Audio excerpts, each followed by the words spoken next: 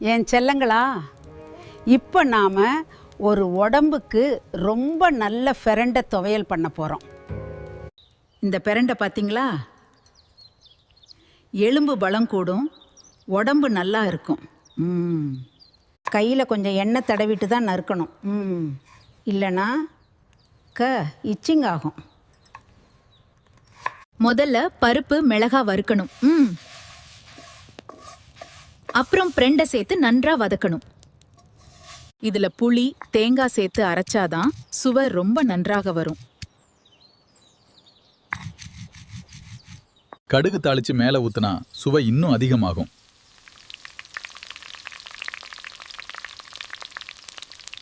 சூடா சாதத்துல நெய் சேர்த்து சாப்பிட்டா அப்படியே சுவை சொர்க்கம் மாதிரி இருக்கும். இத மாதிரி நம்ம பாரம்பரிய உணவு சாப்பிட்டாதான் உடம்பு ஆரோக்கியமா இருக்கும். மறக்காம ட்ரை பண்ணுங்க மக்களே.